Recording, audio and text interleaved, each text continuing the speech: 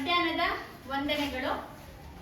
ಈಗ ನಾವು ಸಮಾಜ ವಿಜ್ಞಾನ ವಿಷಯಕ್ಕೆ ಸಂಬಂಧಿಸಿದಂತೆ ಒಂದು ಕತೆ, ಆ ಕತೆಗೂ ನಾವು ಈಗ ಮಾಡಬೇಕಾಗಿರುವಂತಹ ಪಾಠಕ್ಕೂ ಒಂದು ಸಂಬಂಧ, ಹೌದಾ?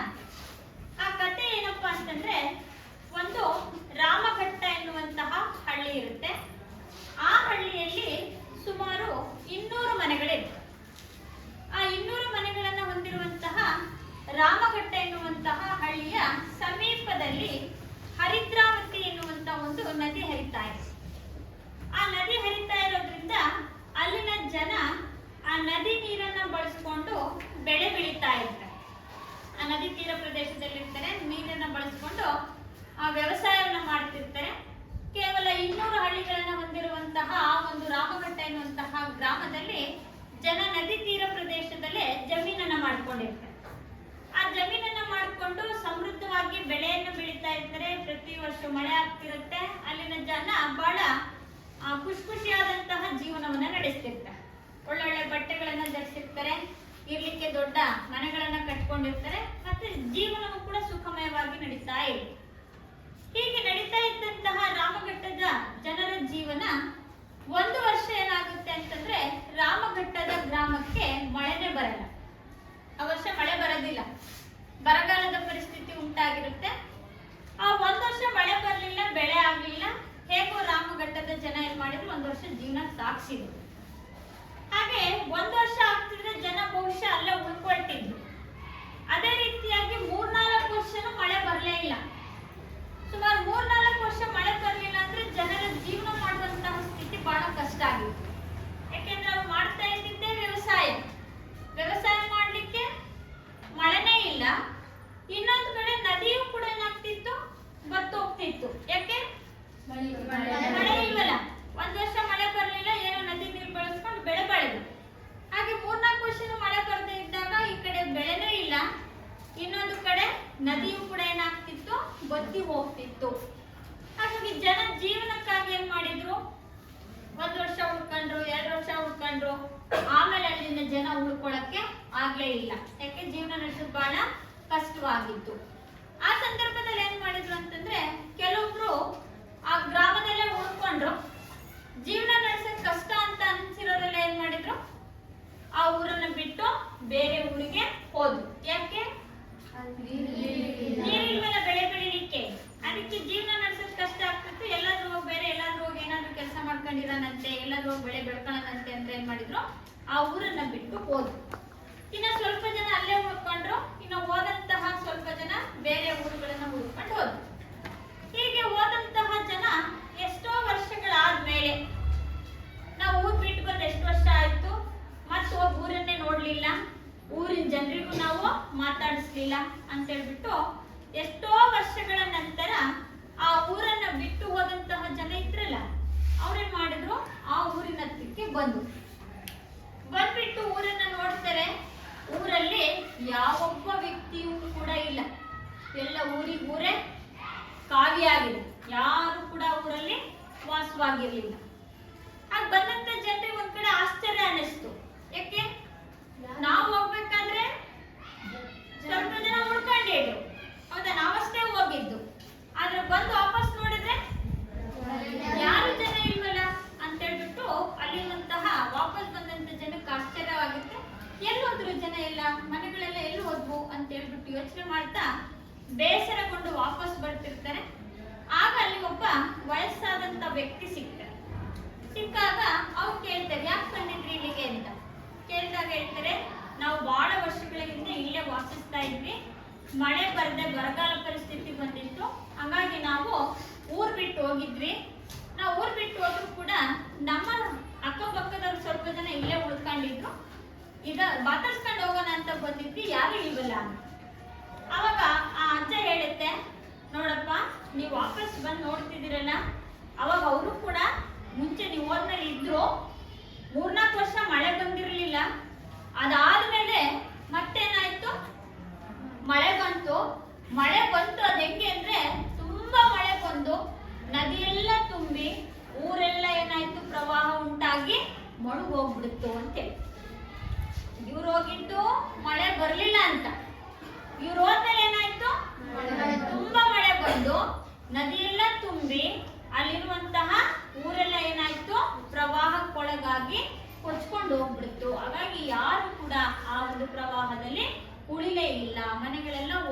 ಜನರೆಲ್ಲ ಹೋಗ್ಬಿಟ್ರು ಅಂತ ಹೇಳಿ.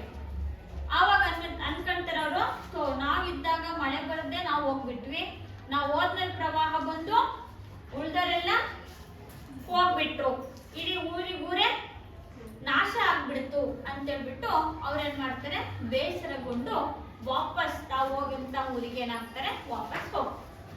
ಹಾಗಾದ್ರೆ ಇದೊಂದು ಕಥೆಯಲ್ಲಿ ನಾವೇನ್ ತಿಳ್ಕೊಂಡ್ವಿ, ಬರಗಾಲ ಅಂದ್ರೇನು? ಏನ್ ಬರಗಾಲ ಅಂದ್ರೆ ಮಳೆ ಬಾರದೇ ಇರುವಂತಹ ಸ್ಥಿತಿ, ಅದನ್ನ ಬರಗಾಲ ಅಂತ. ಪ್ರವಾಹ ಅಂದ್ರೇನು? ಹೆಚ್ಚು ಮಳೆ ಬಂದು ನದಿಗಳಲ್ಲಿನ ನೀರಿನ ಮಟ್ಟ ಹೆಚ್ಚಾಗಿ ಭೂಭಾಗವನ್ನ ಏನ್ ಮಾಡ್ಕೊಳ್ಳುತ್ತೆ, ಆವರಿಸ್ಕೊಳ್ಳುತ್ತೆ. ಅದಕ್ಕೇನಂತ ಕರಿತೀವಿ, ಪ್ರವಾಹ ಅಂತೇಳಿ ಕರಿತೀವಿ. ಹಾಗೆ ನಮ್ಮ ಪ್ರಾಚೀನ ಕಾಲದಲ್ಲೂ ಕೂಡ ಒಂದು ವ್ಯವಸ್ಥೆ ಇತ್ತು, ಅದು ಕೂಡ ಒಂದು ಊರಿತ್ತು, ಅದು ಕೂಡ ಸರ್ವನಾಶ ಆಗಿತ್ತು. ಅಲ್ಲೂ ಕೂಡ ಒಂದು ಅವಶೇಷಗಳು ನಮಗೆ ಸಿಕ್ಕಿದವೆ. ಅದಕ್ಕೆ ಸಂಬಂಧಪಟ್ಟಂತೆ ಈ ಬರಗಾಲ, ಪ್ರವಾಹ ಎನ್ನುವಂತಹ ಸಂದರ್ಭಗಳನ್ನ, ಹಾಗೆ ಪ್ರಾಚೀನ ಕಾಲದಲ್ಲೂ ಕೂಡ ನಮ್ಮಲ್ಲಿ ನಾಗರಿಕತೆಗಳು ಇದ್ವು ಅನ್ನೋದನ್ನ ನಾವೀಗ ತಿಳ್ಕೋಬೇಕು. ಹಾಗಾದ್ರೆ ನಾವೀಗ ತಿಳ್ಕೋಬೇಕಾಗಿರುವಂತಹ ಅಧ್ಯಾಯ ಸಮಾಜ ವಿಜ್ಞಾನ ವಿಷಯದ ಇತಿಹಾಸದಲ್ಲಿ ಬರುವಂತಹ ಪಾಠ ಯಾವುದು? ಪ್ರಾಚೀನ ಭಾರತದ ನಾಗರಿಕತೆಗಳು.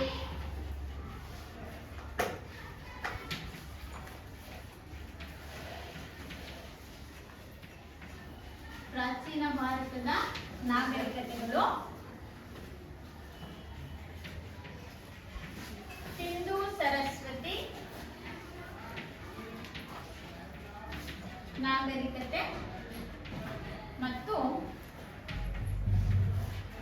ವೇದ ಕಾಲದ ನಾಗರಿಕತೆ.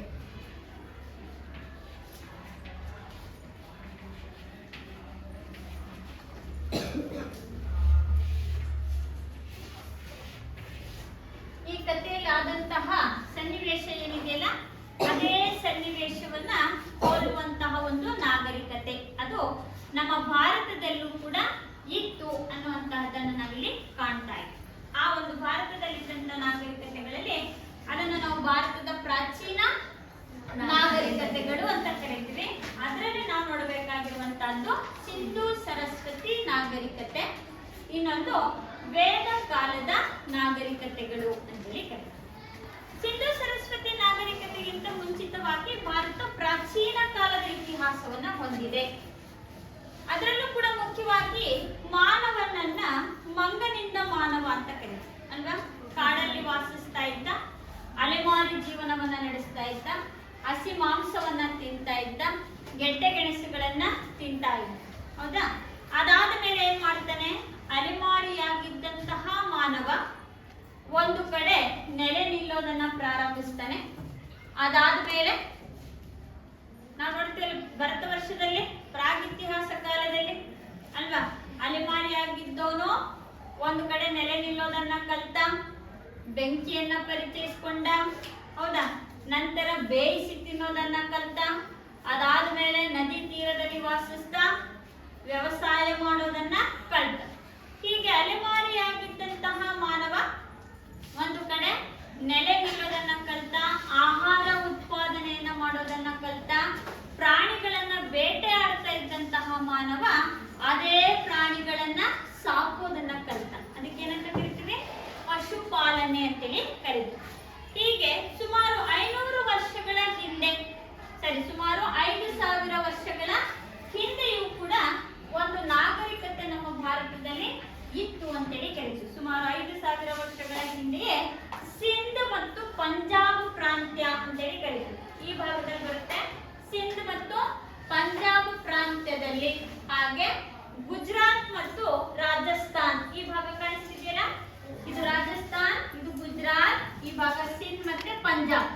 ಈ ಪ್ರಾಂತ್ಯಗಳಲ್ಲಿ ಸುಮಾರು ಎಷ್ಟು ವರ್ಷಗಳ ಹಿಂದೆ, 5000 ವರ್ಷಗಳ ಹಿಂದೆ ಒಂದು ನಾಗರಿಕತೆ ಇತ್ತು, ಹುಟ್ಕೊಂಡಿತ್ತು, ಉಗಮ ಆಗಿತ್ತು ಅಂತೇಳಿ ಕರೀತೀವಿ. ಆ ಉಗಮಗೊಂಡಂತಹ ನಾಗರಿಕತೆಯೇ ಸಿಂಧೂ ಸರಸ್ವತಿ ನಾಗರಿಕತೆ ಅಂತೇಳಿ ಕರೀತೀವಿ. ಹಾಗಾದ್ರೆ ಸಿಂಧು ಸರಸ್ವತಿ ನಾಗರಿಕತೆ ಪಂಜಾಬ್, ಸಿಂಧ್, ಗುಜರಾತ್ ಮತ್ತು ರಾಜಸ್ಥಾನ್ ಈ ಪ್ರಾಂತ್ಯಗಳಲ್ಲಿಯೇ ಹುಟ್ಟಿಕೊಂಡಂತಹ ಒಂದು ನಾಗರಿಕತೆ ಸಿಂಧು ಸರಸ್ವತಿ ನಾಗರಿಕತೆ ಅಂತೇಳಿ ಕರಿತೀವಿ. ಆ ಸಿಂಧು ಸರಸ್ವತಿ ನಾಗರಿಕತೆಯಲ್ಲಿ ನಮಗೆ ಕೆಲವೊಂದು ನೆಲೆಗಳು ಸಿಕ್ಕಿದವು, ಕುರುಹುಗಳು ಕೂಡ ಸಿಕ್ಕಿದವು. ಆ ಕುರುಹುಗಳ ಆಧಾರದ ಮೇಲೆ ಅಲ್ಲಿ 2 ನಾಗರಿಕತೆಗಳನ್ನು ನಾವು ಪರಿಚಯಿಸ್ಕೊಂಡು, ಆ 2 ನಾಗರಿಕತೆಗಳೇ ಹರಪ್ಪ ಮತ್ತು ಮೆಹೆಂಜೋದಾರೋ.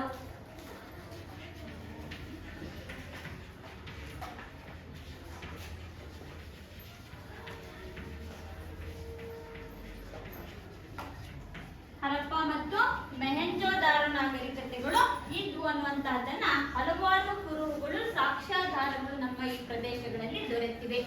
ಇವುಗಳ ಆಧಾರದ ಮೇಲೆ ನಮ್ಮ ಭಾರತದಲ್ಲೂ ಕೂಡ ಪ್ರಾಚೀನ ಕಾಲದಲ್ಲಿ ನಾಗರಿಕತೆಗಳು ಪರಿಚಿತವಾಗಿದ್ವು ಅನ್ನೋದನ್ನ ಕಾಣ್ತಾ ಇದ್ದೀವಿ. ಹಾಗಾದ್ರೆ ಭಾರತದ ಇತಿಹಾಸದ ಅಧ್ಯಯನ ವೇದ ಕಾಲದಿಂದಲೂ, ವೇದ ಕಾಲಗಳಿಗಿಂತಲೂ ಮುಂಚಿತವಾಗಿ ಇತ್ತು ಅಂತ ಹೇಳ್ತೀವಿ. ನಾವೇನ್ ವೇದಗಳನ್ನ ಹೋಗ್ತೀವಲ್ಲ, ಋಗ್ವೇದ, ಯಜುರ್ವೇದ, ಸಾಮವೇದ, ಅಥರ್ವಣ ವೇದ ಅಂತ, ಆ ವೇದಗಳ ಕಾಲದ ಇತಿಹಾಸಕ್ಕಿಂತಲೂ ಮುಂಚಿತವಾಗಿಯೇ ಭಾರತದ ಇತಿಹಾಸ ನಮಗೆ ಪ್ರಾರಂಭವಾಗಿದೆ ಅನ್ನೋದನ್ನ ನಾವಿಲ್ಲಿ ಕಂಡುಕೊಳ್ತಾ ಇದ್ದೀವಿ. ಹಾಗಾದ್ರೆ ಈ ಹರಪ್ಪ ಎನ್ನುವಂತಹ ನಾಗರಿಕತೆ ಹೇಗೆ ಉದಯಿಸಿತ್ತು, ಹರಪ್ಪ ನಾಗರಿಕತೆ ಜನ ಹೇಗೆ ಜೀವನವನ್ನ ನಡೆಸ್ತಾ ಇದ್ರು ಅನ್ನೋದನ್ನ ನಾವೀಗ ಮೊದಲನೇದಾಗಿ ತಿಳ್ಕೊಳ್ತೀವಿ. ಸಿಂಧು ಸರಸ್ವತಿ ನಾಗರಿಕತೆಯಲ್ಲಿ ಮೊದಲನೇದು ಹರಪ್ಪ ನಾಗರಿಕತೆ. ಆ ಹರಪ್ಪ ನಾಗರಿಕತೆಯ ಒಂದು ನಗರ ಯೋಜನೆಯನ್ನ ನಾವು ನೋಡ್ತಾ ಬಂದ್ರೆ, ಅಲ್ಲಿನ ನಗರ ಯೋಜನೆ ವ್ಯವಸ್ಥೆ ಹೇಗಿತ್ತು ಅಂತಂದ್ರೆ, ಹರಪ್ಪ ನಾಗರಿಕತೆಯನ್ನ 2 ಭಾಗಗಳನ್ನಾಗಿ ವಿಭಾಗಿಸಿಕೊಂಡಿದ್ವಿ. ಎಷ್ಟು ಭಾಗ? 2 ಭಾಗಗಳನ್ನಾಗಿ ಮಾಡ್ಕೊಂಡಿದ್ವಿ. ಪಶ್ಚಿಮ ಭಾಗ ಮತ್ತೊಂದು ಪೂರ್ವ ಭಾಗ.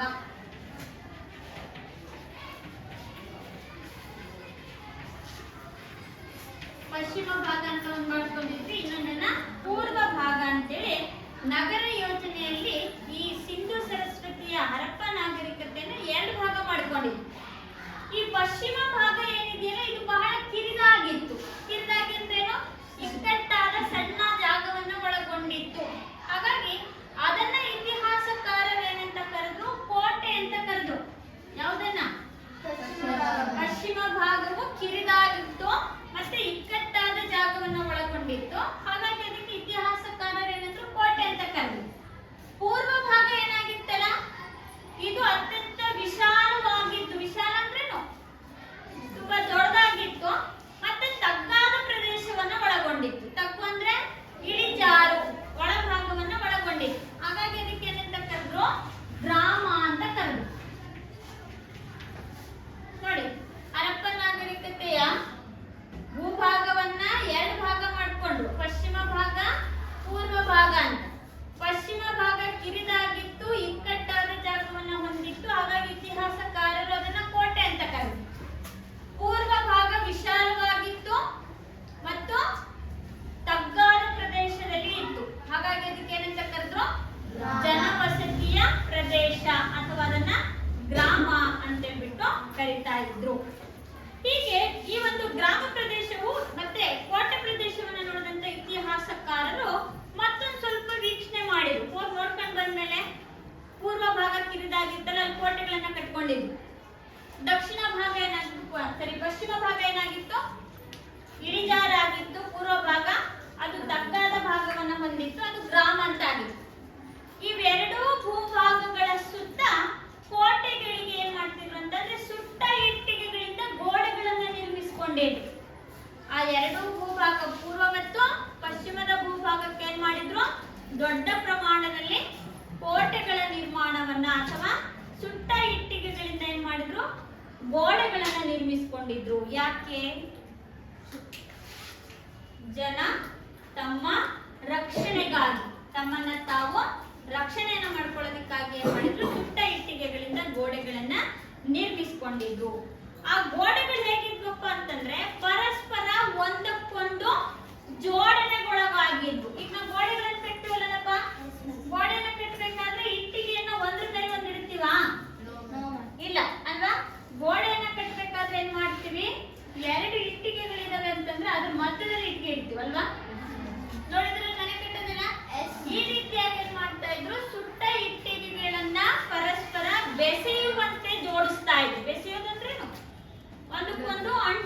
ಅವು.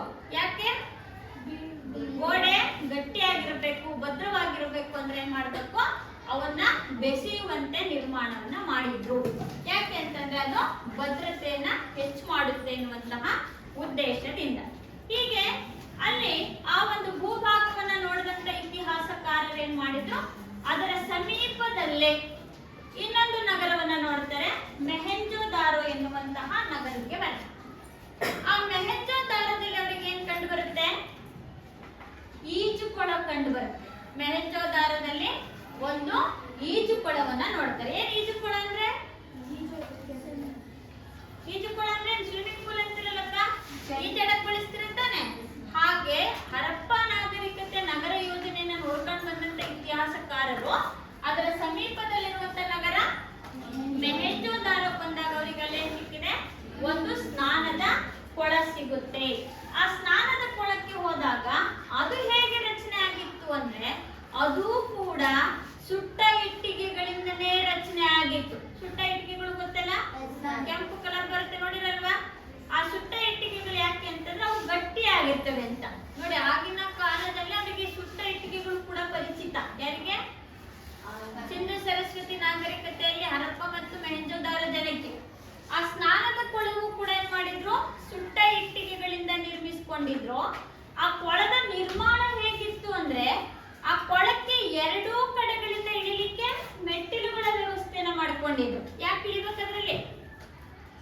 ಸ್ನಾನ ಮಾಡಕ್ ಇಳಿಬೇಕಲ್ವಾ? ಸ್ನಾನ ಮಾಡಿದ್ರೆ ಅರ್ಥ ಇಳಿಬೇಕು ತಾನೆ. ಅದಕ್ಕೆ ಏನ್ ಮಾಡಿದ್ರು, ಆ ಕೊಳಕ್ಕೆ ಎರಡೂ ಕಡೆಗಳಿಂದ ಏನ್ ಮಾಡಿದ್ರು, ಇಳಿಲಿಕ್ಕೆ ಮೆಟ್ಟಿಲುಗಳ ವ್ಯವಸ್ಥೆಯನ್ನ ಮಾಡ್ಕೊಂಡಿದ್ರು. ಅಷ್ಟೇ ಅಲ್ಲ, ಆ ಸ್ನಾನ ಕೊಳದ ಸುತ್ತ ಕೊಠಡಿಗಳ ನಿರ್ಮಾಣವನ್ನು ಕೂಡ ಮಾಡ್ಕೊಂಡಿದ್ರು. ಕೊಠಡಿಗಳಂದ್ರೆ ರೂಮ್ಸ್. ಏನಕ್ಕೆ?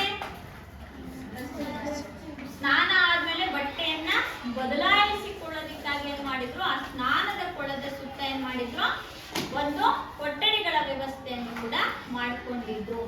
ಅದರ ಅರ್ಥ ಏನಪ್ಪಾ ಅಂದ್ರೆ, ಅವರು ಆಗಿನ ಕಾಲದಲ್ಲೇ ಸ್ವಿಮ್ಮಿಂಗ್ ಪೂಲ್ ರೀತಿಯಲ್ಲಿ ಕೊಳನೂ ಮಾಡ್ಕೊಂಡಿದ್ರು, ಇಳಿಲಿಕ್ಕೆ ಮೆಟ್ಲುಗಳು ಕೂಡ ಇದ್ವು, ಬಟ್ಟೆಯನ್ನ ಬದಲಾಯಿಸ್ಲಿಕ್ಕೆ ರೂಮ್ ವ್ಯವಸ್ಥೆನೂ ಕೂಡ ಇತ್ತು. ಹಾಗಾದ್ರೆ ಕೊಳಕ್ಕೆ ನೀರಿನಿಂದ ಬರ್ತಿತ್ತು.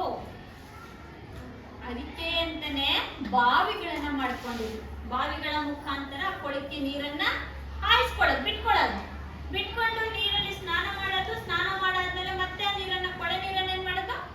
ಹೊರಗೆ ಚೆಲ್ಲೋದು. ಈ ರೀತಿಯಾಗಿ ಬಾವಿ ನೀರನ್ನ ಬಳಸ್ಕೊಂಡು ಸ್ನಾನ ಮಾಡೋದು. ಸ್ನಾನ ಆದ್ಮೇಲೆ ಆ ಕೊಳೆ ನೀರನ್ನ ವಾಪಸ್ ಹೊರ ಹಾಕುವಂತಹದಕ್ಕೂ ಕೂಡ ಏನ್ ಮಾಡಿದ್ರು, ಪೈಪ್ಗಳ ವ್ಯವಸ್ಥೆನ ಮಾಡ್ಕೊಂಡಿದ್ರು. ತುಂಬ್ಕೊಂಡ್ ಹಾಕ್ತಿರ್ಲಿಲ್ಲ, ಕೊಳವೆಗಳನ್ನ ಮಾಡ್ಕೊಂಡಿದ್ರು. ಪೈಪ್ಗಳ ವ್ಯವಸ್ಥೆನ ಮಾಡ್ಕೊಂಡು ನೀರನ್ನ ಹಾಯಿಸ್ಕೊಳ್ತಿದ್ರು. ಹಾಗಾದ್ರೆ ಕೊಳದಲ್ಲಿ ಯಾರು ಸ್ನಾನ ಮಾಡ್ತಿದ್ರು? ಆಗಿನ ಕಾಲದ ಅಲ್ಲಿದ್ದಂತಹ ರಾಜರುಗಳು ಏನ್ ಮಾಡ್ತಾ ಇದ್ರು, ಸ್ನಾನಕ್ಕಾಗಿ ಅದನ್ನ ಬಳಸ್ತಾ ಇದ್ರು. ಯಾವಾಗ? ವಿಶೇಷ ಸಂದರ್ಭಗಳಲ್ಲಿ. ವಿಶೇಷ ಸಂದರ್ಭ ಅಂದ್ರೆ ಹಬ್ಬ ಹರಿದಿನಗಳಲ್ಲಿ, ಅಥವಾ ಯಾವ್ದವ್ರಿಗೆ ಖುಷಿ ಅನ್ಸುತ್ತಲ್ಲ, ಆ ಖುಷಿಯಾದ ಸಂದರ್ಭಗಳಲ್ಲಿ ಏನ್ ಮಾಡೋರು, ಆ ಒಂದು ಸ್ನಾನ ಕೊಳಕ್ಕೆ ಬಂದು ಸ್ನಾನವನ್ನ ಮಾಡ್ತಾರೆ. ಇದು ಅಲ್ಲಿನ ಮೆಹೆಂಜೋದಾರೋದಲ್ಲಿ ನಮಗೆ ಸಿಕ್ಕಂತಹ ಕುರುಹುಗಳಲ್ಲಿ, ಸಾಕ್ಷ್ಯಾಧಾರಗಳಲ್ಲಿ ಯಾವುದು? ಮೆಹೆಂಜೋದಾರೋದಲ್ಲಿ ಸಿಕ್ಕಂತಹ ಸ್ನಾನದ ಕೊಳವು ಕೂಡ ಒಂದಾಗಿರುವಂತಹದ್ದು. ಇದು ನಮ್ಮ ಸಿಂಧು ಸರಸ್ವತಿ ನಾಗರಿಕತೆ ಹರಪ್ಪ ಮತ್ತು ಮೆಹೆಂಜೋದಾರೋದಲ್ಲಿ ಸಿಕ್ಕಿರುವಂತಹದ್ದು. ಇನ್ನು ಅವರ ನಗರ ವ್ಯವಸ್ಥೆಗೆ ಬಂದ್ರೆ, ಅದಕ್ಕಿಂತ ಮುಂಚಿತವಾಗಿ ಅವರು ಬೆಂಕಿಯನ್ನ ಪರಿಚಯಿಸಿಕೊಂಡಿದ್ರು ಅನ್ನೋದಕ್ಕೆ ಸಾಕ್ಷ್ಯಾಧಾರಗಳು ಬೇಕು. ಆ ಬೆಂಕಿಯನ್ನ ಪರಿಚಯಿಸಿಕೊಂಡಿದ್ರು ಅನ್ನೋದಕ್ಕೆ ಈ ಕಾಲಿಬಂಗನ್ ಮತ್ತು ಲೋಥಾಲ್ ಎನ್ನುವಂತಹ ಸ್ಥಳಗಳೇನಿದೆ, ಅಲ್ಲಿ ನಮಗೆ ಏನ್ ಸಿಕ್ಕಿದೆ ಅಂತಂದ್ರೆ ಬೆಂಕಿಯ ಒಲೆಗಳು ಸಿಕ್ಕಿದವೆ. ಅಂದ್ರೆ ಬೂದಿಯ ಕುರುಹುಗಳು ಸಿಕ್ಕಿದವೆ. ಎಲ್ಲಿ? ಕಾಲಿಬಂಗನ್ ಮತ್ತು ಲೋಥಾಲ್ ಎನ್ನುವಂತಹ ಸ್ಥಳಗಳಲ್ಲಿ ನಮಗೆ ಬೆಂಕಿಯ ಒಲೆಗಳು ಸಿಕ್ಕಿರೋದ್ರಿಂದ ಆ ಪ್ರದೇಶದಲ್ಲಿ ಜನ ತಗ್ಗಾದ ಭಾಗ ಆಗಿದ್ದರಿಂದ ಬಹುಶಃ ಆ ಪ್ರದೇಶದಲ್ಲಿ ವಾಸಿಸ್ತಾ ಇದ್ರು. ಎಲ್ಲಿ? ಕಾಲಿಬಂಗನ್ ಮತ್ತು ಲೋಥಾಲ್ ಎನ್ನುವಂತಹ ಸ್ಥಳಗಳಲ್ಲಿ ಜನ ವಾಸಿಸ್ತಾ ಇದ್ರು, ಇಲ್ಲಿ ಅಡುಗೆ ಮಾಡ್ಕೊಳ್ತಿದ್ರು ಅನ್ನೋದಕ್ಕೆ ಅವರು ಬಳಸ್ತಾ ಇದ್ದಂತಹ ಬೆಂಕಿಯ ಒಲೆಗಳು ನಮಗೆ ಸಾಕ್ಷ್ಯಾಧಾರಗಳನ್ನ ನೀಡಿರುವಂತಹದ್ದು. ಹಾಗೆ ಅದೇ ಭಾಗದಲ್ಲಿ ಮನೆಗಳು ಕೂಡ ಸಿಕ್ಕಿದ್ವು. ಆ ಮನೆಗಳು ಹೇಗಿದ್ವು? ಅಲ್ಲಿ ಮನೆ ಗೊತ್ತಾದಂತಹ ಪರಿಚಿತವಾದಂತಹ ಮನೆಗಳು ಹೇಗಿದ್ವು ಅಂದ್ರೆ, ಒಂದೊಂದು ಮನೆ ಸಿಂಗಲ್, ಒಂದೇ ಅಂತಸ್ತಿನ ಮನೆಗಳು. ಎರಡೆರಡು ಅಂತಸ್ತಿನ ಮನೆಗಳು ಕೂಡ ಇದ್ವು. ಎರಡೆರಡು ಅಂತಸ್ತು ಅಂದ್ರೆ ಈಗ ನಾವೇನು ಅಪ್ಸ್ಟೇರ್ಗಳು ಬಿಲ್ಡಿಂಗ್ಗಳು ಅಂತೀವಲ್ಲ, ಆಗಿನ ಕಾಲದಲ್ಲೇ ನೋಡಿ ಹರಪ್ಪ ನಾಗರಿಕತೆ ಜನ ಅಪ್ಸ್ಟೇರ್ ಮನೆಗಳನ್ನ ಕಟ್ಕೊಂಡಿದ್ರು. ಅವು ಕೂಡ ಹೇಗೆ ಸುಟ್ಟ ಇಟ್ಟಿಗೆಗಳಿಂದಲೇ, ಗೋಡೆಗಳು ಸುಟ್ಟ ಇಟ್ಟಿಗೆಯಿಂದನೇ, ಕೋಟೆನೂ ಸುಟ್ಟ ಇಟ್ಟಿಗೆಯಿಂದನೇ, ಸ್ನಾನದ ಕೊಳವು ಸುಟ್ಟ ಇಟ್ಟಿಗೆಗಳಿಂದನೇ ಮಾಡ್ಕೊಂಡಿದ್ದು. ಆ ಮನೆಗಳು ಕೂಡ ಸುಟ್ಟ ಇಟ್ಟಿಗೆಗಳಿಂದ ಕಟ್ಕೊಂಡಿದ್ದು. ಅಂತಸ್ತಿನ ಮನೆಗಳು ಇದ್ವು, ಒಂದೊಂದು ಸಿಂಗಲ್ ಮನೆಗಳು ಕೂಡ ಇದ್ವು. ಮನೆಯ ಒಳಭಾಗದ ರಚನೆ ಹೇಗೆ ಮಾಡ್ಕೊಂಡಿದ್ರು? ನಿಮ್ಮ ಮನೆ ಒಳಗೆ ನೋಡಿ, ಬೆಡ್ರೂಮ್ ಇರುತ್ತೆ, ಡೈನಿಂಗ್ ಹಾಲ್ ಇರುತ್ತೆ, ಹಾಲ್ ಇರುತ್ತೆ ಅಲ್ವಾ? ಹಾಗೆ ಅವರ ಮನೆಗಳು ಹೇಗಿದ್ವು ಅಂದ್ರೆ ಮಧ್ಯದಲ್ಲಿ ಹಾಲನ್ನ ಬಿಟ್ಕೊಂಡಿರೋರು, ಹಾಲಿನ ಸುತ್ತ ಕೊಠಡಿಗಳಿರೋ, ಈ ವಟಾರಗಳು ಅಂತ ನೋಡಿ, ವಟಾರಗಳು ಮಧ್ಯದಲ್ಲಿ ಜಾಗ ಬಿಟ್ಕೊಳ್ತಾರೆ, ಸುತ್ತ ಮನೆಗಳಿರ್ತವೆ. ಹಾಗೆ ಅವರು ಕೂಡ ಮನೆಯ ಒಳಭಾಗ ಹೇಗ್ ಮಾಡ್ಕೊಳ್ಳೋರು, ಮಧ್ಯದಲ್ಲಿ ಹಾಲ್ ಬಿಟ್ಕೊಳ್ಳೋರು, ಸುತ್ತ ಗೋಡೆ ಸುತ್ತ ಏನ್ ಮಾಡೋರು, ರೂಮ್ಗಳ ನಿರ್ಮಾಣವನ್ನ ಮಾಡ್ಕೊಂಡು ಇಂಥ ಒಂದು ವ್ಯವಸ್ಥೆನ ಹೊಂದಿದ್ರು. ಪ್ರತಿಯೊಂದು ಮನೆಯಲ್ಲೂ ಕೂಡ ಶೌಚಾಲಯದ ವ್ಯವಸ್ಥೆ ಇತ್ತು. ಅಂತಂದ್ರೆ ನಾವೇನ್ ಸ್ನಾನದ ಗೃಹಗಳು ಅಂತ ಕರಿತೀವಲ್ಲ, ಸ್ನಾನದ ಗೃಹಗಳ ವ್ಯವಸ್ಥೆಯು ಕೂಡ ಇತ್ತು. ಯಾರ ಮನೆಯಲ್ಲಿ? ಹರಪ್ಪ ನಾಗರಿಕತೆಯ ಪ್ರತಿಯೊಂದು ಮನೆಗೂ ಒಂದೊಂದು ಸ್ನಾನದ ಮನೆಗಳಿದ್ವು, ಸ್ನಾನದ ಗೃಹಗಳಿದ್ವು. ಆ ಸ್ನಾನದ ಗೃಹದಲ್ಲೂ ಕೂಡ ನೀರೆಲ್ಲಿಂದ ಬರಬೇಕಿತ್ತು? ಅವಾಗ ನೀರಿನ ವ್ಯವಸ್ಥೆ ಪೂರೈಕೆ ಮಾಡ್ತಾ ಇದ್ದಿದ್ದು ಯಾವುದು ಅಂದ್ರೆ ಬಾವಿಗಳೇ. ಬಾವಿಗಳಿಂದಲೇ ನೀರನ್ನ ಬಳಸ್ಕೊಳ್ತಿದ್ರು. ಹಾಗೆ ಆ ಸ್ನಾನದ ಗೃಹಗಳಲ್ಲಿ ನೀರು ಇಂಗುತ್ತಾ ಇರ್ಲಿಲ್ಲ. ಇಂಗೋದಂದ್ರೇನು? ಒಳಗೆ ಹೋಗ್ತಿರ್ಲಿಲ್ಲ. ಅಲ್ಲೂ ಕೂಡ ಸಿಮೆಂಟ್ ತರ ಭೂಮಿಯನ್ನ ಮಾಡ್ಕೊಂಡಿರೋ, ಗೋಡೆಗಳನ್ನ ಕಟ್ಕೊಳಕ್ಕೆ ಏನ್ ಬಳಸ್ತಾ ಇದ್ರಲ್ಲ ಅದನ್ನೇ ಸ್ನಾನದ ಏನು ಬಾತ್ರೂಮ್ಗಳು ಅಂತ ಕರಿತೀವಿ, ಅಲ್ಲೂ ಕೂಡ ವ್ಯವಸ್ಥೆ ಮಾಡ್ಕೊಳ್ಳೋದು. ಅಲ್ಲಿನ ನೀರು ಮನೆಯಲ್ಲಿ ಬಳಸುವಂತ ಪಾತ್ರೆ, ಬಳಗ, ಬಟ್ಟೆ ಏನೇನು ತೊಳಿತಿದ್ರಲ್ಲ ಆ ನೀರು ಕೂಡ ಏನಾಗ್ತಿತ್ತು, ಚರಂಡಿಯ ಮುಖಾಂತರ ಹೋಗಿ ದೊಡ್ಡ ಚರಂಡಿಗೆ ಸೇರ್ತಿತ್ತು. ಅದನ್ನು ಒಳಚರಂಡಿ ವ್ಯವಸ್ಥೆ ಅಂತ ಹೇಳ್ತೀವಿ ಮುಂದೆ. ಹೌದಾ? ಈ ರೀತಿಯಾದಂತಹ ಸ್ನಾನದ ಗೃಹಗಳು, ಕೊಠಡಿಗಳ ವ್ಯವಸ್ಥೆ, ಅಂತಸ್ತಿನ ಮನೆಗಳು. ಮನೆಗಳು ಹೇಗೆ ರಚನೆ ಮಾಡ್ಕೊಳ್ತಿದ್ರು ಅಂದ್ರೆ ಒಂದಕ್ಕೊಂದು ಮನೆಗಳು ಅಕ್ಕಪಕ್ಕ ಇದ್ರೂ ಕೂಡ ರಸ್ತೆಗೆ ಮುಖ ಮಾಡಿ ಮಾತ್ರ ಬಾಗಿಲು ಇರೋದು. ನಾವು ಕೂಡ ಮನೆಗೆ ಏನ್ ಮಾಡ್ತೀವಿ, ಕಟ್ಕೊಳ್ಳೋದು ರಸ್ತೆ ಮುಖ ಮಾಡಿದ್ರೆ ಬಾಗಿಲು ಇಟ್ಕೊಳ್ತೀವಿ. ಅವರು ರಸ್ತೆಗೆ ಮುಖ ಮಾಡಿ ಬಾಗಿಲನ್ನ ಇಟ್ಕೊಳ್ತಿದ್ರು. ಆದ್ರೆ ಕಿಟಕಿಗಳು ಮಾತ್ರ ರಸ್ತೆಗೆ ಮುಖ ಮಾಡಿರ್ತಿರ್ಲಿಲ್ಲ. ಕಿಟಕಿ ಮಕ್ಕಳಿಗಿರೋದು, ಬಾಗಿಲು ಮಾತ್ರ ರಸ್ತೆಗೆ ಮುಖ ಮಾಡಿ ಬಾಗಿಲುಗಳ ವ್ಯವಸ್ಥೆಯನ್ನ ಮಾಡ್ಕೊಳ್ತಾ ಇದ್ರು.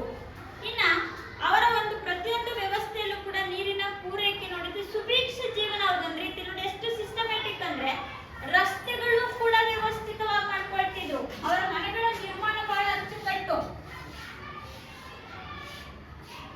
ಸರ್ಕಲ್ ಅಂತೀವಲ್ವಾ, ಈ ರೀತಿಯಾಗಿ ಏನ್ ಮಾಡೋರು, 4 ಕಡೆಗಳೆಲ್ಲ ಮನೆಯನ್ನ ಅಚ್ಚುಕಟ್ಟಾಗಿ ಕಟ್ಕೊಳ್ಳೋರು, ಯಾರಿಗೇನು ಸಮಸ್ಯೆ ಆಗ್ಬಾರ್ದು. ಮನೆಗಳನ್ನ ಅಂತಸ್ತು ರೂಪದಲ್ಲಿ ಕಟ್ಕೊಳ್ಳೋರು. ಮನೆಯ ಬಾಗಿಲುಗಳು ಮಾತ್ರ ರಸ್ತೆಗೆ ಮುಖ ಮಾಡಿರೋವು, ಆದ್ರೆ ಕಿಟಕಿಗಳು ಮಾತ್ರ ಮನೆಯ ಅಕ್ಕಪಕ್ಕದಲ್ಲೇ ಕಟ್ಕೊಳ್ಳೋರು. ಇಂಥ ಒಂದು ವ್ಯವಸ್ಥೆ ಇತ್ತಂದ್ರೆ ಅವ್ರು ಅಷ್ಟೊಂದು ಸುಭಿಕ್ಷ ಜೀವನವನ್ನ ನಡೆಸ್ತಾ ಇದ್ರು. ಸುಭಿಕ್ಷ ಅಂದ್ರೇನು? ಸಿಸ್ಟಮ್. ಈಗ ನಾವೇ ನೋಡಿ ಹಳ್ಳಿ ಕಡೆ ಎಲ್ಲ ಮನೆ ನೋಡಿವಲ್ಲ, ಒಂದ್ ಮನೆ ಇಲ್ಲಿದ್ರೆ ಇನ್ನೊಂದ್ ಮನೆ ಅಲ್ಲಿರೋದು, ಆ ಮನೆ ಮುಂದಕ್ಕಿದ್ರೆ ಒಂದ್ ಮನೆ ಹಿಂದಕ್ಕಿರೋದು. ಆದ್ರೆ ಹರಪ್ಪ ನಾಗರಿಕತೆ ಜನ ಹಾಗಿರ್ಲಿಲ್ಲ, ಬಹಳ ಸಿಸ್ಟಮ್ ಆಗಿ ನಗರ ವ್ಯವಸ್ಥೆಯನ್ನ ಮಾಡ್ಕೊಂಡಿದ್ರು. ಅವರ ನಗರ ವ್ಯವಸ್ಥೆ ಬಹಳ ಅಚ್ಚುಕಟ್ಟಾಗಿತ್ತು. ಇನ್ನು ಅವರ ಒಳಚರಂಡಿ ವ್ಯವಸ್ಥೆನೂ ಕೂಡ ಮಾಡ್ಕೊಂಡಿದ್ರು. ಒಳಚರಂಡಿ ವ್ಯವಸ್ಥೆ ಅಂದ್ರೆ ಈಗ ನಾವೇನ್ ಡ್ರೈನೇಜ್ ಅಂತೀವಲ್ವಾ, ನಮ್ಮಲ್ಲಿರುವಂತ ಚರಂಡಿಗಳೆಲ್ಲ ಈಗ ಹೇಗೆ ಸಿಮೆಂಟ್ ಚರಂಡಿಗಳು, ಬಾಕ್ಸ್ ಚರಂಡಿ ಅಂತೀವಲ್ಲ, ಆಗಿನ ಕಾಲದಲ್ಲೇ ಹರಪ್ಪ ನಾಗರಿಕತೆಯ ಜನ ಒಳಚರಂಡಿ ವ್ಯವಸ್ಥೆಯನ್ನ ಮಾಡ್ಕೊಂಡಿದ್ರು. ಹಾಗಾದ್ರೆ ಆ ಚರಂಡಿಗಳು ಕೂಡ ಯಾವುದರಿಂದ ನಿರ್ಮಿಸಿದ್ರು? ಸುಟ್ಟ ಇಟ್ಟಿಗೆಗಳಿಂದಲೇ ನಿರ್ಮಾಣ ಮಾಡ್ಕೊಂಡಿದ್ರು. ಆ ಸುಟ್ಟ ಇಟ್ಟಿಗೆಗಳಿಂದ ನಿರ್ಮಿಸಿರುವಂತಹ ಚರಂಡಿಗಳು ಮೇಲ್ಭಾಗ ಏನಾಗಿತ್ತಲ್ಲ ಅದನ್ನ ಚಪ್ಪಡಿ ಕಲ್ಲು ಅಂತೀವಲ್ಲ, ಚರಂಡಿ ಮುಚ್ಚಕ್ಕೆಲ್ಲ ಕಲ್ಲು ಬಳಸ್ತಿರಲ್ಲಪ್ಪ, ಆ ಚಪ್ಪಡಿ ಕಲ್ಲುಗಳನ್ನ ಮುಚ್ಚಿಡೋದು. ಯಾಕೆ? ಸ್ಮೆಲ್ ಬರಬಾರ್ದು, ವಾಸನೆ ಬರಬಾರ್ದು ಅಂತ, ಒಂದು ಕಸ ಕಡ್ಡಿ ಹೋಗೆಲ್ಲೂ ಅಲ್ಲಿ ಸೇರಬಾರ್ದು. ಸುರಕ್ಷಿತವಾಗಿ ಸುಟ್ಟ ಇಟ್ಟಿಗೆಗಳಿಂದ ಚರಂಡಿಗಳನ್ನ ನಿರ್ಮಿಸಿ ಅದ್ರ ಮೇಲ್ಭಾಗದಲ್ಲಿ ಚಪ್ಪಡಿ ಕಲ್ಲನ್ನ ಏನ್ ಮಾಡೋರು, ಹಾಕಿರೋರು. ಅದನ್ನ ವ್ಯವಸ್ಥಿತವಾಗಿ ನೋಡ್ಕೊಳ್ತಿದ್ರು. ಮನೆಯ ಬಚ್ಚಲ ನೀರು ಚರಂಡಿಗೆ ಬರಬೇಕು. ಆ ಚರಂಡಿಗೆ ಅಲ್ಲಲ್ಲಿ ಏನ್ ಮಾಡಿದ್ರು, ಬಸಿಗುಂಡಿಗಳನ್ನ ಮಾಡ್ಕೊಂಡಿದ್ರು. ಈ ಸಿಟಿಗೆಲ್ಲ ನಾವು ಡ್ರೈನೇಜ್ ಅಂತ ಹೇಳ್ತೀವಿ, ಮಧ್ಯದಲ್ಲಿ ಒಂದು ರೌಂಡ್ ಒಂದು ಇದಿರುತ್ತೆ ನೋಡಿರಲ್ಲ, ಅದು ಡ್ರೈನೇಜ್. ಅದೇನ್ ಮಾಡ್ತೀವಿ ಅಂದ್ರೆ ಮಳೆಗಾಲದಲ್ಲಿ ತೆಗೆದು ಬಿಟ್ಟು ಅದ್ರಲ್ಲಿ ಕಸ ಕಟ್ಟಿ ಏನಾದ್ರೂ ಇದ್ರೆ ಅದನ್ನ ಕ್ಲೀನ್ ಮಾಡ್ತೀವಿ. ಹಾಗೆ ಹರಪ್ಪ ನಾಗರಿಕತೆ ಜನರು ಕೂಡ ಏನ್ ಮಾಡ್ಕೊಂಡಿದ್ರು, ಅಲ್ಲಲ್ಲಿ ಬಸಿಗುಂಡಿಗಳನ್ನ ಮಾಡ್ಕೊಳ್ತಿದ್ರು. ಅದನ್ನ ತೆಗಿಲಿಕ್ಕೆ ಅಂತಾನೆ ವಿಶೇಷವಾದಂತ ಅಧಿಕಾರಿಗಳನ್ನ ನೇಮಿಸ್ಕೊಂಡಿದ್ರು. ನಮ್ಮಲ್ಲಿ ಮುನ್ಸಿಪಾಲಿಟಿ ಅಂತೀವಲ್ಲ, ಮುನ್ಸಿಪಾಲಿಟಿ ಏನ್ ಮಾಡ್ತಾರೆ, ಬೆಳಗ್ಗೆ ಎದ್ದ ತಕ್ಷಣ ಕಸ ಹೊಡಿತಾರೆಲ್ಲ. ಬಸ್ ಸ್ಟ್ಯಾಂಡ್ ಅಲ್ಲಿ ಇಲ್ಲಿ ಮೇನ್ ಪ್ಲೇಸ್ಗಳು ಏನಿರ್ತಾವೆಲ್ಲ ಕಸ ಹೊಡಿತಾರೆ. ಮನೆ ಬಾಗಿಲ ಹತ್ರನೇ ಬಂದು ಕಸ ತಗೊಂಡು ಹೋಗ್ತಾರೆ. ಹೌದಾ, ಸಿಟಿಲೆಲ್ಲ ಅದೇ ತರ ಮಾಡೋದು. ಹಾಗೆ ಆಗಿನ ಕಾಲದ ಹರಪ್ಪ ನಾಗರಿಕತೆ ಜನರು ಕೂಡ ಏನ್ ಮಾಡ್ಕೊಂಡಿದ್ರು, ಆ ಬಸಿಗುಂಡಿಗಳನ್ನ ಚರಂಡಿಗಳನ್ನ ಕ್ಲೀನ್ ಮಾಡೋದಕ್ಕೆ ಅಂತಾನೆ ವಿಶೇಷವಾದಂತಹ ಸಿಬ್ಬಂದಿಗಳನ್ನ ಏನ್ ಮಾಡ್ಕೊಂಡಿದ್ರು, ನೇಮಕವನ್ನ ಮಾಡ್ಕೊಂಡಿದ್ರು. ಅವ್ರ ಕೆಲಸ ಏನು, ಆ ಕಸವನ್ನ ಕ್ಲೀನ್ ಮಾಡೋದು, ಚರಂಡಿಗಳನ್ನ ಸ್ವಚ್ಛವಾಗಿ ಇಟ್ಕೊಳ್ಳುವಂತಹದ್ದು. ಇಂತಹ ಒಂದು ಸುಸಜ್ಜಿತ ನಗರ ನಿರ್ಮಾಣದ ವ್ಯವಸ್ಥೆ ಆಗಿನ ಕಾಲದಲ್ಲೇ ಇತ್ತು. ಅಂದ್ರೆ ಬಹುತೇಕ ಇನ್ನಿತರ ನಾಗರಿಕತೆಗಳನ್ನ ನಾವೇನ್ ನೋಡ್ತೀವಿ, ಈಜಿಪ್ಟ್ ನಾಗರಿಕತೆ, ಮೆಸೊಪೊಟೇಮಿಯಾ ನಾಗರಿಕತೆ ಎಲ್ಲವನ್ನು ನೋಡ್ತೀವಲ್ಲ, ಆ ಯಾವ ನಾಗರಿಕತೆಯೂ ಕೂಡ ಇಷ್ಟು ಸುಸಜ್ಜಿತವಾಗಿಲ್ಲ. ಯಾವ ನಾಗರಿಕತೆ ಅಂತೆ, ಹರಪ್ಪ ಮೊಹೆಂಜೊದಾರೊದ ನಾಗರಿಕತೆ ಇದೆಯಲ್ಲ, ಆ ನಾಗರಿಕತೆಯಂತೆ ಮೆಸೊಪೊಟೇಮಿಯಾ ನಾಗರಿಕತೆಯೂ ಕೂಡ ಇಲ್ಲ, ಈಜಿಪ್ಟ್ ನಾಗರಿಕತೆಯೂ ಕೂಡ ಇಲ್ಲ. ಅಷ್ಟು ವ್ಯವಸ್ಥಿತವಾದಂತಹ ಸುಸಜ್ಜಿತವಾದಂತಹ ನಾಗರಿಕತೆ ಈ ಈಜಿಪ್ಟ್ ಮತ್ತು ಸಿಂಧು ಮತ್ತು ಹರಪ್ಪ ಮತ್ತು ಮೊಹೆಂಜೊದಾರೊದ ನಾಗರಿಕತೆಯನ್ನ ನಾವಿಲ್ಲಿ ಕಾಣ್ತಾ ಇದ್ದೀವಿ. ಇನ್ನು ನಾವು ಹರಪ್ಪ ನಾಗರಿಕತೆಯ ಸಾಂಸ್ಕೃತಿಕ ವಿವರಕ್ಕೆ ಬಂದ್ರೆ, ಕಟ್ಟಡಗಳನ್ನು ಹೊರತುಪಡಿಸಿದ್ರೆ ಅಲ್ಲಿ ನಮಗೆ ವಿಶೇಷವಾಗಿ ಮತ್ತೇನ್ ಸಿಕ್ಕಿದೆ ಅಂತಂದ್ರೆ ಈ ಮಣಿಗಳು ಸಿಕ್ಕಿದೆ. ಮಣಿಗಳು ಮತ್ತೆ ಮುದ್ರೆಗಳು. ಮಣಿಗಳು ಗೊತ್ತಲ್ಲ, ಸರವನ್ನ ಪಡಿಸ್ತೀವಲ್ಲಪ್ಪ, ಆ ಮಣಿಗಳು ಮತ್ತೆ ಮುದ್ರೆಗಳು ಮತ್ತೆ ಬೆಲೆ ಬಾಳುವಂತಹ ಹರಳುಗಳು, ಇವು ವಿಶೇಷವಾಗಿ ನಮಗೆ ಅಲ್ಲಿ ಸಿಕ್ಕಂತಹ ಇನ್ನಿತರ ವಸ್ತುಗಳು. ಕಟ್ಟಡಗಳು, ಒಳಚರಂಡಿ ವ್ಯವಸ್ಥೆಗಳು ಬಿಟ್ಟು, ಸ್ನಾನದ ಗೃಹಗಳು ಬಿಟ್ರೆ ನಮಗೆ ಆ ವಸ್ತುಗಳಲ್ಲಿ ಸಿಕ್ಕಿದೆ. ಆ ಮಣಿಗಳನ್ನ ಏನ್ ಮಾಡ್ತಿದ್ರು ಅಂತಂದ್ರೆ ಅಲಂಕಾರಿಕ ವಸ್ತುಗಳ ತಯಾರಿಕೆಗಾಗಿ ಬಳಸಿದ್ರು. ಸರ, ಬಳೆ ಇವುಗಳನ್ನ ಮಾಡ್ಕೊಳ್ಳೋದಕ್ಕಾಗಿ ಬಳಸ್ತಾ ಇದ್ರು. ಆ ಮಣಿಗಳನ್ನ ಏನ್ ಮಾಡೋರು, ದಾರದಲ್ಲಿ ಅದನ್ನ ಕೋಣ್ಸೋರು. ಅದಕ್ಕೆ ಮಧ್ಯದಲ್ಲಿ ಹೋಲ್ ಮಾಡಿ, ಮಣಿಗಳು ನೋಡಿದ್ರೆ ಹೋಲ್ ಇರುತ್ತಲ್ಲ, ಅದನ್ನ ಏನ್ ಮಾಡ್ತೀವಿ, ದಾರದಲ್ಲಿ ಕೋಣಿಸ್ಕೊಳ್ತೀವಿ. ಆ ರೀತಿಯಾಗಿ ಕೋಣಿಸ್ಕೊಳ್ಳುವಂತ ವ್ಯವಸ್ಥೆ ಇತ್ತು. ಇನ್ನು ಅಲ್ಲಿದ್ದಂತಹ ಮುದ್ರೆಗಳಿದೆಯಲ್ಲ, ಮುದ್ರೆ ಅಂದ್ರೆ ಏನು, ಸೀಲು. ಆ ಸೀಲುಗಳು ಕೂಡ ಏನಾಗಿತ್ತು, ವಿವಿಧ ಚಿತ್ರಗಳನ್ನ ಒಳಗೊಂಡಿದ್ದು. ಅದರಲ್ಲೂ ಮುಖ್ಯವಾಗಿ ಅದರ ಆ ಮುದ್ರೆಗಳಲ್ಲಿ ಏನಿರ್ತಿತ್ತು ಅಂತಂದ್ರೆ ಋಷಭನ ಚಿತ್ರ ಇದೆ. ಋಷಭ ಅವರ ಆರಾಧ್ಯ ದೈವ. ಯಾರ ಆರಾಧ್ಯ ದೈವ, ಹರಪ್ಪ ಮತ್ತು ಮೊಹೆಂಜೊದಾರೋ ನಾಗರಿಕತೆ ಜನರ ಆರಾಧ್ಯ ದೈವ. ಇನ್ನೊಂದು ಡುಬ್ಬದ ಗೂಳಿ. ಗೂಳಿ ನೋಡಿರಲಿಲ್ಲ, ಅದು ಅವ್ರಿಗೆ ಬಹಳ ಪ್ರಿಯವಾದ ಪ್ರಾಣಿ. ಯಾರಿಗೆ, ಹರಪ್ಪ ಮತ್ತು ಮೊಹೆಂಜೊದಾರೋ ಜನರಿಗೆ. ಅಂತಹ ವಿಶೇಷ ಚಿತ್ರಗಳನ್ನ ಬಳಸಿದಂತಹ ಲಿಪಿಯನ್ನ ನೋಡ್ತೀವಿ ಆ ಮುದ್ರೆಗಳಲ್ಲಿ. ಅವರ ಲಿಪಿಯನ್ನ ಚಿತ್ರಲಿಪಿ ಅಂತಾನೆ ಕರಿತೀವಿ. ಹರಪ್ಪ ನಾಗರಿಕತೆ ಜನರ ಲಿಪಿಯನ್ನ ಚಿತ್ರ ಲಿಪಿ ಅಂತ ಹೇಳ್ಬಿಟ್ಟು ಕರಿತೀವಿ. ಇಲ್ಲಿ ಮಣಿಗಳು, ಮುದ್ರೆಗಳು ಏನಿದಾವಲ್ಲ, ಇವು ಮೆಸೊಪೊಟೇಮಿಯಾದಲ್ಲೂ ಕೂಡ ಸಿಕ್ಕಿದೆ. ಯಾರ ಮುದ್ರೆಗಳು, ಹರಪ್ಪ ಮತ್ತು ಮೊಹೆಂಜೊದಾರೋ ನಾಗರಿಕತೆಯ ಮುದ್ರೆಗಳು, ಮಣಿಗಳೇನಿದಾವೆ ಮೆಸೊಪೊಟೇಮಿಯಾ ನಾಗರಿಕತೆಯಲ್ಲಿ ಸಿಕ್ಕಿದೆ. ಅಂದ್ರೆ ಅರ್ಥ ಅವರು ಮೆಸೊಪೊಟೇಮಿಯಾ ನಾಗರಿಕತೆ ಜೊತೆ ವ್ಯವಹಾರ ನಡೆಸ್ತಾ ಇದ್ರು ಅಂತ. ಯಾರು, ಹರಪ್ಪ ಮತ್ತು ಮೊಹೆಂಜೊದಾರೋದ ಜನರು. ಅಷ್ಟೇ ಅಲ್ಲದೆ ಉದ್ದವಾದಂತಹ ಒಂದು ದಾರದಲ್ಲಿ ಅವುಗಳನ್ನ ಕರಗತ ಮಾಡಿಕೊಂಡಿದ್ರು. ಜೊತೆಲಿ ಅಲ್ಲಿ ಮಡಿಕೆ ಚೂರುಗಳು ಸಿಕ್ಕಿದೆ. ಆ ಮಡಿಕೆ ಚೂರುಗಳಲ್ಲೂ ಕೂಡ ನಾವೇನ್ ಮಾಡ್ತೀವಿ, ಡಿಸೈನ್ಸ್ ಅನ್ನ ನೋಡ್ತೀವಿ, ವಿವಿಧ ಚಿತ್ರಗಳನ್ನ ನೋಡ್ತೀವಿ. ಅಂದ್ರೆ ಅವರಿಗೆ ಮಡಿಕೆ ತಯಾರಿಕೆಯೂ ಗೊತ್ತಿತ್ತು. ಆ ಮಡಿಕೆ ತಯಾರಿಕೆಯಲ್ಲಿ ಮಡಿಕೆಗಳ ಮೇಲೆ ವಿವಿಧ ಚಿತ್ರಗಳನ್ನ ಬಳಸುವಂತಹ ಕಲೆಯೂ ಕೂಡ ಕರಗತವನ್ನ ಮಾಡ್ಕೊಂಡಿದ್ರು. ಯಾರು, ಹರಪ್ಪ ನಾಗರಿಕತೆಯ ಜನರು. ಅವರಿಗೆ ಮಣಿಗಳು ಗೊತ್ತಿತ್ತು, ಮುದ್ರೆಗಳು ಗೊತ್ತಿದ್ವು, ಲೋಹಗಳನ್ನ ಬಳಸ್ತಾ ಇದ್ರು, ಜೊತೆಯಲ್ಲಿ ಅವರಿಗೆ ಮಡಿಕೆ ಮಾಡುವಂತಹದ್ದು ಕೂಡ ಗೊತ್ತಿತ್ತು. ಅದರ ಜೊತೆಯಲ್ಲಿ ಅವರ ಮುದ್ರೆಗಳಲ್ಲಿ ಋಷಭನನ್ನ ನೋಡ್ತೀವಿ, ವಿವಿಧ ಯೋಗಗಳನ್ನ ಮಾಡುವಂತಹ ಆಸನಗಳು ಅಂತ ಕರಿತೀವಿ, ಯೋಗಾಸನಗಳು. ಆ ಯೋಗಾಸನಗಳ ಚಿತ್ರಗಳನ್ನು ಕೂಡ ನೋಡ್ತೀವಿ. ನಮಸ್ಕಾರ ಮಾಡುವಂತಹ ಮುದ್ರೆಗಳು ಕೂಡ ನಮಗೆ ಅದರಲ್ಲಿ ಸಿಕ್ಕಿದವೆ. ಹಾಗಾದ್ರೆ ಆ ಲೋಹವನ್ನ, ಆ ಮುದ್ರೆಯನ್ನ ಯಾವ ಲೋಹದಿಂದ ತಯಾರಿಸ್ತಾ ಇದ್ರು ಅಂದ್ರೆ ಕಂಚಿನ ಲೋಹವನ್ನ ಬಳಸ್ತಿದ್ರು. ಯಾವ ಲೋಹ, ಕಂಚಿನ ಲೋಹ. ಜೊತೆಯಲ್ಲಿ ತಾಮ್ರವನ್ನು ಕೂಡ ಬಳಸ್ತಾ ಇದ್ರು. ಆ ಎರಡು ಕೂಡ ಅವ್ರಿಗೆ ಸಿಗ್ತಾ ಇದ್ದಿದ್ದು ಬಲೋಚಿಸ್ತಾನ್ ಮತ್ತು ರಾಜಸ್ಥಾನದಲ್ಲಿ ಸಿಕ್ಕಿತ್ತು. ಹಾಗಾದ್ರೆ ಅವರು ಕಂಚನ ಬಳಸ್ತಾ ಇದ್ರು, ಜೊತೆಯಲ್ಲಿ ತಾಮ್ರದ ಬಳಕೆಯನ್ನು ಕೂಡ ಮಾಡ್ತಾ ಇದ್ರು ಅನ್ನೋದನ್ನ ನಾವಿಲ್ಲಿ ಕಾಣ್ತಾ ಇದ್ದೀವಿ.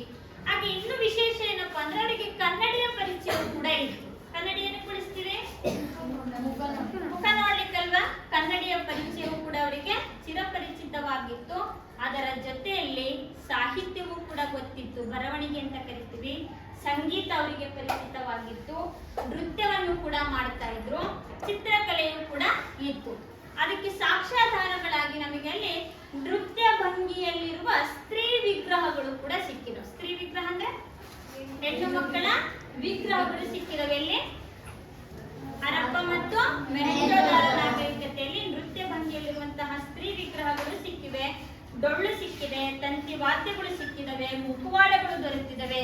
ಹಾಗಾದ್ರೆ ಅವೆಲ್ಲವೂ ಕೂಡ ಅವರಿಗೆ ಚಿರಪರಿಚಿತವಾಗಿತ್ತು ಅನ್ನೋದನ್ನ ನಾವಿಲ್ಲಿ ಕಾಣ್ತಾ ಇದ್ವಿ. ಒಟ್ಟಾರೆ ನಮ್ಮ ಹರಪ್ಪ ಮತ್ತೆ ಮೊಹೆಂಜೋದಾರೋ ನಾಗರಿಕತೆ ಬಹಳ ಅಚ್ಚುಕಟ್ಟಾದ ಸುಸಜ್ಜಿತವಾದಂತಹ ಒಂದು ನಾಗರಿಕತೆಯ ಜೀವನವಾಗಿತ್ತು.